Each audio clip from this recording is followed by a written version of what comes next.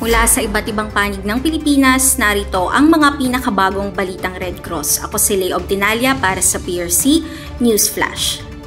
Nasaksihan ng mga kapatid nating Cebuano ang masaya at puno ng aksyon na First Aid Amazing Race 2024 na ginanap sa Cebu City sa pangunguna ng Philippine Red Cross Cebu Chapter. Ang exciting na pagalingan, pabilisan at pagpapatupad ng tamang diskarte sa pagbibigay ng paunang lunas sa mga pasyente ang pangunahing focus ng karera.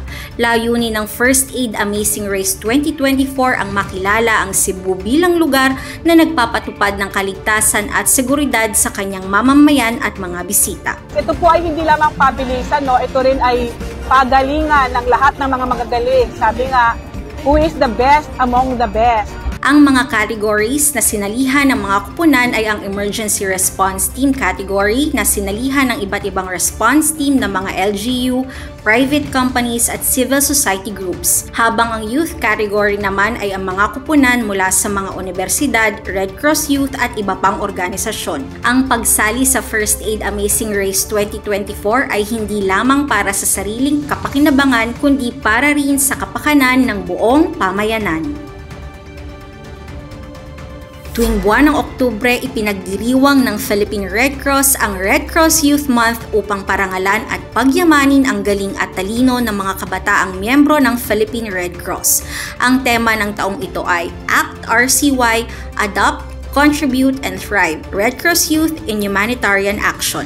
Kinikilala ang RCY sa mahalagang papel nila bilang tagapagsulong ng makataong gawain. Ang kabataan ngayon ay likas na adaptable, may kakayahang makapag-ambag at kayang umunlad sa harap ng mga hamon. Mga katangi ang mahalaga sa pagtugon sa mga pangangailangan ng komunidad. Sa kanilang murang edad, ang Red Cross Youth ay aktibong nakikilahok sa humanitarian missions ng Red Cross na naglalayong tumulong at magbigay ng pag-asa sa mga nangangailangan. Sabi ni PRC Chairman at CEO Dick Gordon, ang Red Cross Youth ay masigla, malikhain at matulungin.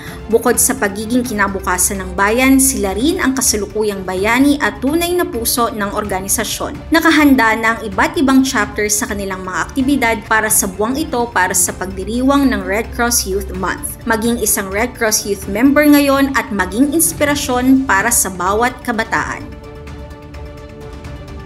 Ang Philippine Red Cross ay nakikiisa sa paggunita ng World Mental Health Day sa October 10 kung saan itinataas ang kamalayan sa pagsuporta sa kalusugan ng isip. Ngayong taon, ang tema na Prioritizing Mental Health in the Workplace ay nagsisilbing paalaala na kahit saan tayo nagtatrabaho, prioridad ang mental health ng bawat isa. Dahil ang tagumpay ng isang organisasyon ay nakasalalay sa kalusugan ng pag-iisip ng kanyang mga empleyado. Sa araw na ito, layuning itaas ang kamalayan tungkol sa kahalagahan ng kalusugang pangkaisipan sa trabaho at patuloy na hikayatin ang mga tao na bigyang pansin ito para sa kanilang kapakanan. Ginugunita man ang World Mental Health Day ng isang beses kada taon, ang pagbibigay importansya sa mental health ng isang katrabaho o mahal sa buhay ay mahalaga.